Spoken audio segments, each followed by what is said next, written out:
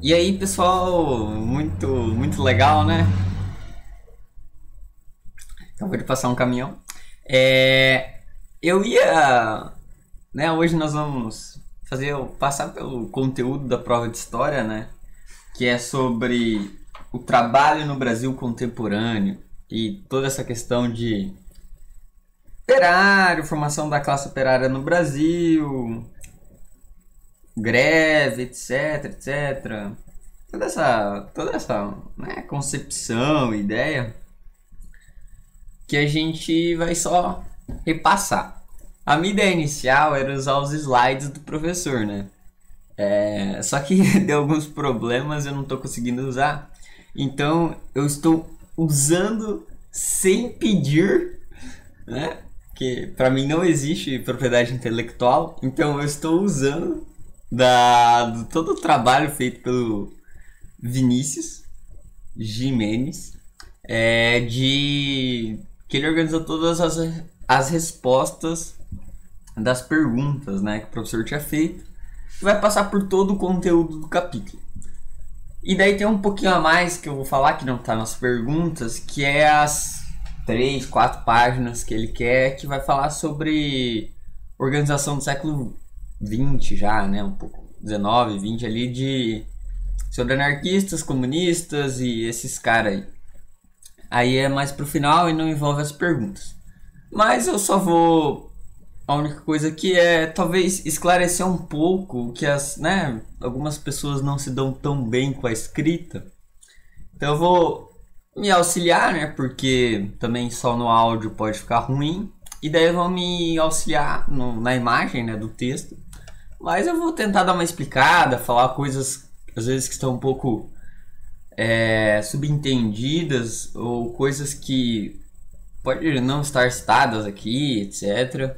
E é claro também tentar esclarecer, às vezes pode ficar meio nebuloso alguma coisa, então a ideia é trazer o máximo de informação possível para ficar mais tranquilo. Bom, a primeira pergunta é a educação para o trabalho, porque foi preciso implementar uma nova visão sobre o trabalho, né? Então, qual que é a ideia dessa questão e qual que é todo o embasamento dessa pergunta?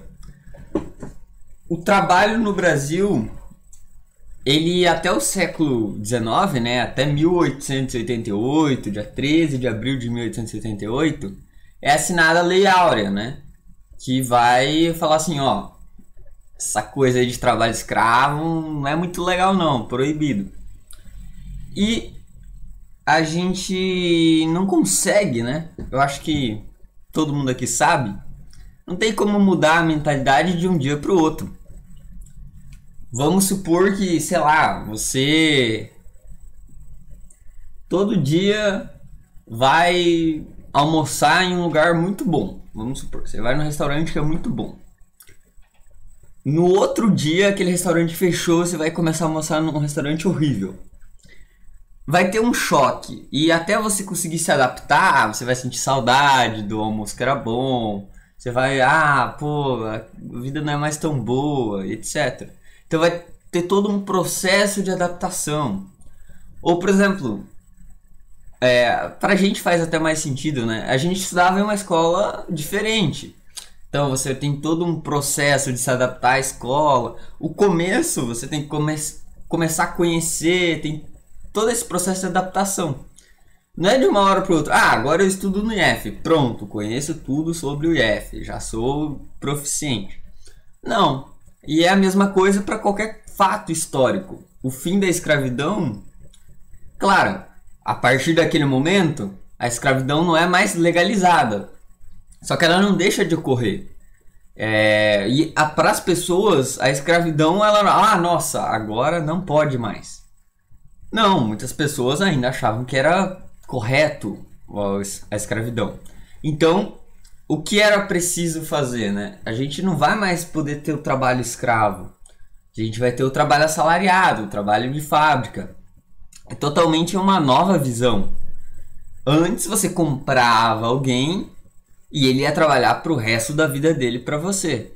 Agora você contrata, ou seja, você paga mensalmente ou semanalmente alguém de acordo com com o que você acertar com aquela pessoa, ou de acordo com a produção, etc. Então, é um mundo totalmente diferente, é uma maneira totalmente diferente. E o que isso tem a ver com educação, né? Educação para o trabalho? É passar a implementar, né, uma nova visão sobre o trabalho. A pergunta, ela é a resposta, né?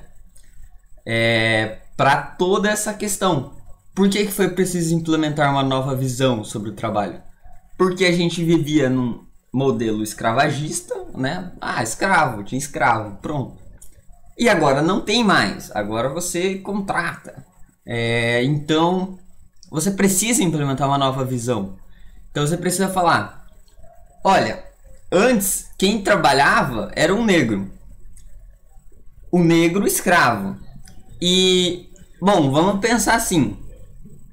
Por que existe racismo na sociedade atual? Justamente porque quem trabalhava era o negro escravo. E o trabalho era coisa de quem era escravo. E ser escravo, acho que todo mundo aqui concorda, que não é algo bom. E se associou. Você é negro, você é escravo. Então, todo negro vai fazer trabalho de escravo. Acabou construindo esse racismo. E, justamente, como você construiu algo, uma estrutura muito grande, né, o racismo, vai começar a ser construído com a escravidão. Então isso começa em 1500, né, 1530. Então todo esse processo gigante que tem para dizer assim, ó, o trabalho é feito pelo escravo, quem é rico não trabalha, porque quem vai trabalhar é o seu escravo. Agora você tem que chegar e falar assim, olha, quem trabalha é nobre, o trabalho enobrece. Então, percebe como é uma ruptura gigante? Você sai de falar que trabalho é coisa de escravo, de pessoas inferiores, era o pensamento da época, de pessoas de um nível inferior, para você sair assim, quem trabalha é nobre, quem trabalha é bonito trabalhar, entende? É algo muito bom, é importante, você deve trabalhar. Mesmo se não precisa, você tem que trabalhar. Então, é uma ruptura gigante. E daí você começa a fazer isso a partir de mudar a cabeça das pessoas. A gente fala tanto de, por exemplo, como acabar com preconceitos, como, por exemplo, sei lá, o próprio racismo. O racismo é algo estrutural. Então tá dentro da cabeça das pessoas. Então como que eu mudo isso? Mudando a cabeça das pessoas. E é o que foi a ideia da época, né? Vamos mudar a cabeça das pessoas. Então isso surgiu. Vamos pensar assim, os caras começaram a falar, ó, quem não trabalha é vagabundo, você não vai ganhar emprego e todas essas coisas, né? Você usar maneiras de reprimir quem não está seguindo o que você manda. Porque é assim que funciona o sistema, né? O sistema tem alguém que manda e você obedece. Essa é a ideia dele, né? O sistema que a gente anda vivendo ali pelos últimos 2000 anos, né? Sempre tem alguém que manda e você obedece. Mas, né? Vamos passando pela questão em si, como que está elaborado e como o que eu expliquei do contexto se encaixa nisso. Então, surgiu as fábricas, precisava educar para o trabalho. Então você tinha que ter uma disciplina, né? Porque o trabalho fabril é diferente do trabalho normal. O trabalho em fábrica você tem que chegar na hora certa. Olha lá, tá marcado para chegar às 6. Às 6 você tem que estar lá. Você trabalha das 6 ao meio-dia, para 1 hora, trabalha da 1 às 6. Isso é um trabalho, né? E daí você tem que se acostumar com o uso das máquinas, toda essa questão. Para conseguir, né, fazer maximizar a produção. E daí a ideia era conseguir que as pessoas se acostumassem a isso também, né? E daí você vai precisar reeducar, né? Ó, amigão, você não... O trabalhador rural, por exemplo, ele não tem uma hora fixa. Ele não tem data fixa.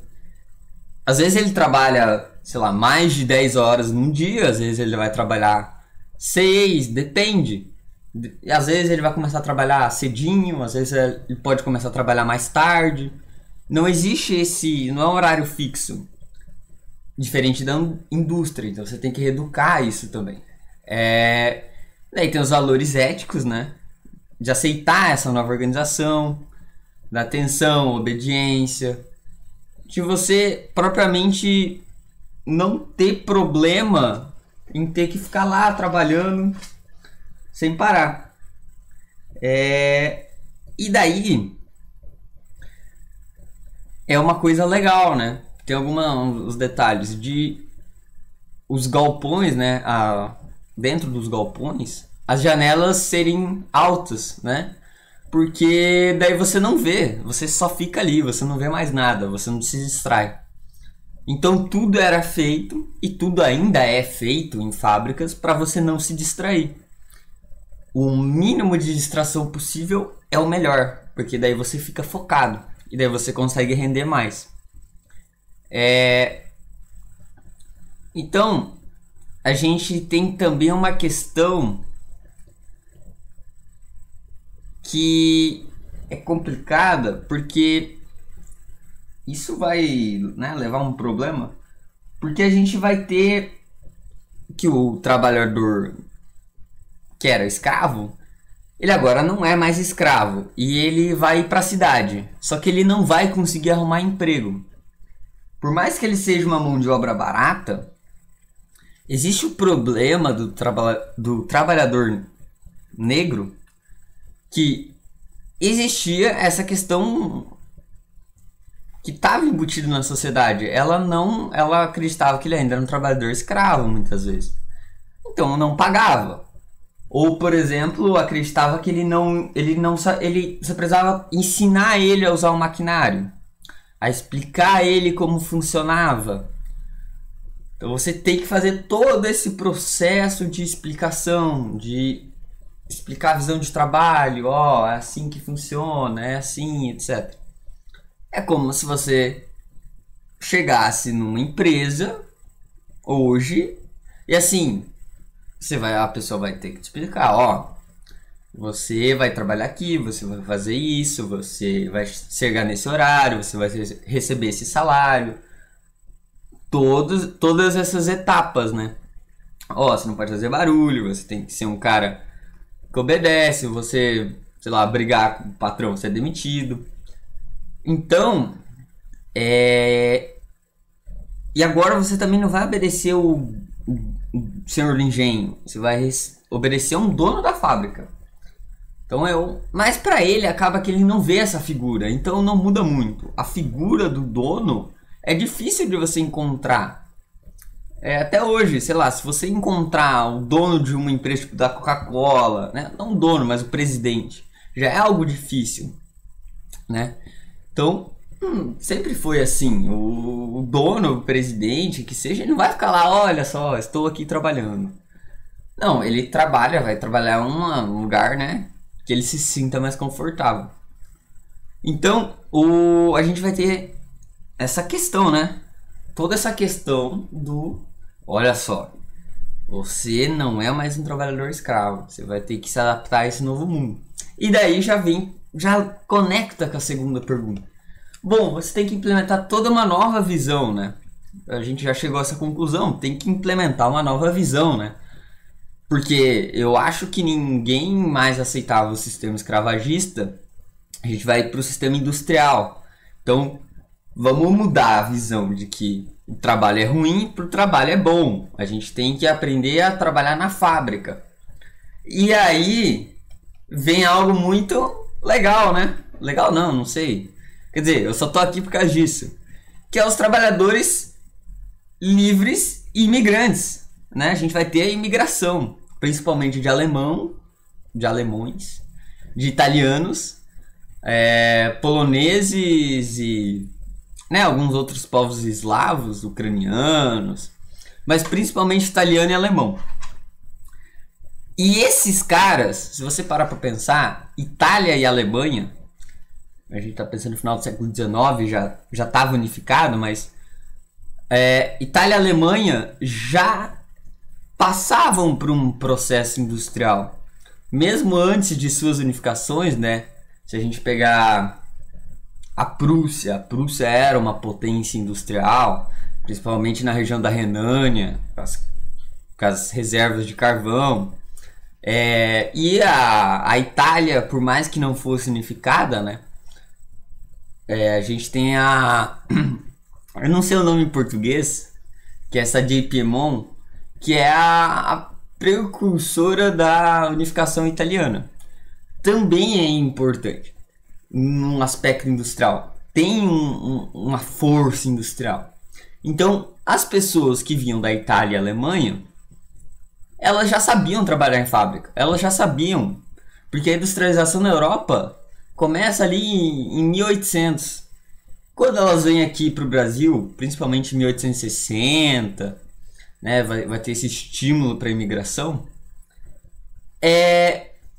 Elas já... isso daí é que todo dia, né? Eu trabalho assim, normal. Então, a gente... Para essa ideia de mudar a visão, trazer imigrantes que já tinham essa visão era muito bom, porque os outros trabalhadores iam aprender até essa visão e eu já tenho profissionais que sabem exatamente como deve funcionar uma fábrica. Claro, não era só isso, né? A gente vai ter alguns motivos do porquê os imigrantes vieram. O primeiro é mudar essa visão, né? A gente vai ter que mudar essa visão, ter alguém que sabe trabalhar em fábrica, então é importante. Mas a gente tem que ter um motivo do porquê que o imigrante veio para cá, né? O imigrante, você para pensar, por que ele ia sair lá da Alemanha para vir para o Brasil trabalhar? Bom, se ele tivesse emprego lá na Alemanha, ele não ia vir aqui, né? Então acontece que nesse período a gente vai ter guerras, né? A Alemanha principalmente. A Itália é mais ou menos, né? Tem guerra, mas é que a Itália é um caso à parte. A Alemanha vai ter guerras, e a Itália também, que vão levar, como a gente sabe, guerra não é bom para ninguém. Então as pessoas vão perder emprego, vão ficar na miséria, e elas vão vir para o Brasil com a esperança de conseguir algum emprego. Se elas conseguissem ficar lá na Alemanha, elas ficariam. Mas elas vêm justamente porque elas estão muito mal. Então elas vêm aqui, elas têm essa visão, que é importante. Então por isso que também é estimulado que elas venham. E elas são brancas, né? Isso é algo que faz parte do problema racial mesmo. Se a gente pensar no Brasil, o Brasil nessa época tinha o que? 70%, 80% do Brasil era negro. Hoje a gente tem que 50%. Da onde que veio tanta pessoa branca, né? 55%. Da onde que veio tanta pessoa branca? Desse período, né? Existe um forte estímulo à imigração. Trazer pessoas brancas. O embranquecimento da raça brasileira. Dizer assim, olha, o governo falava, o branco ele é melhor. Se a gente quer um trabalho bom, a gente vai ter que trazer pessoas brancas. Então vamos trazer pessoas brancas. Se a gente depender de negros, a gente não vai ir para frente. Era essa a ideia do Brasil. Então, trazer pessoas brancas seria bom para o Brasil. Né? Por quê?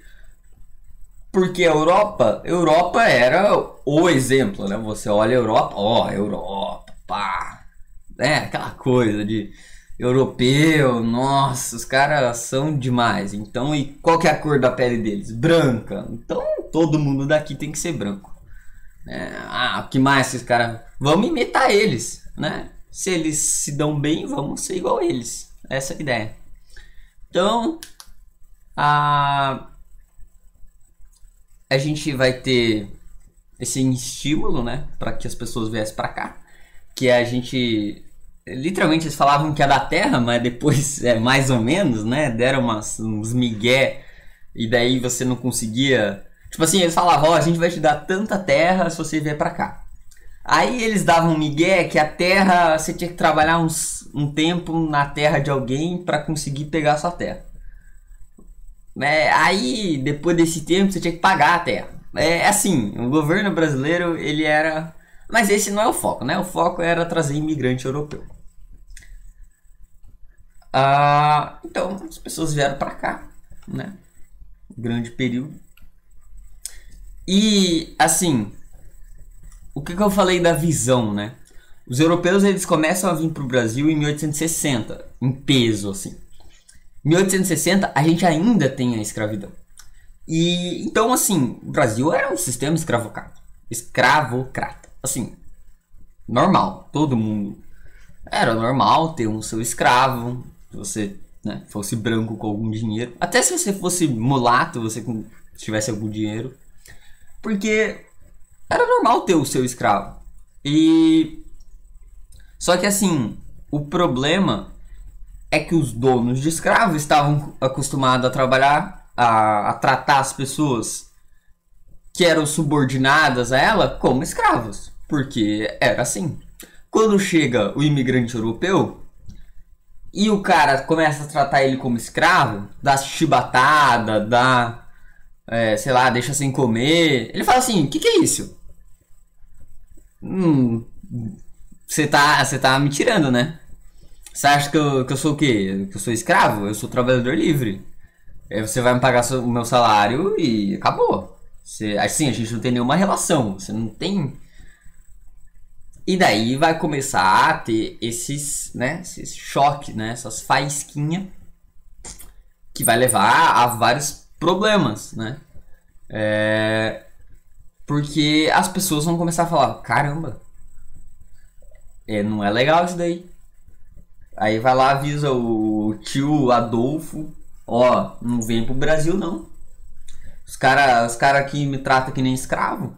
E daí vai ter uma queda na imigração pro Brasil. E daí a gente vai ter um pequeno problema. O Brasil não consegue mais receber imigrante. Não vai conseguir estimular essa industrialização que está surgindo. O que eu vou fazer? Aí surgem outros métodos, né? Que o Brasil passa a pagar mesmo para a imigração. Então, assim, você pode vir para aqui de graça, vamos te pagar para você vir aqui. A gente vai te dar terra, né? A gente vai te arrendar terras. Então ele passa a alugar terra para as pessoas. E assim, a gente vai começar a ter alguns trabalhadores rurais, né? Pequena propriedade, algo muito comum no sul, né? Santa Catarina ali, Rio Grande do Sul, depois oeste do Paraná, vai ter muito disso. Pequenas famílias rurais, né? Que vão trabalhar de imigrantes europeus, né? A minha família, por exemplo. Então isso é legal. Isso é legal para mostrar como que surge essa grande classe, né, de trabalhadores europeus, né, descendentes de europeus, e que é a maior parte do sul, principalmente, né? Então é algo interessante. E como isso afeta o trabalho, né?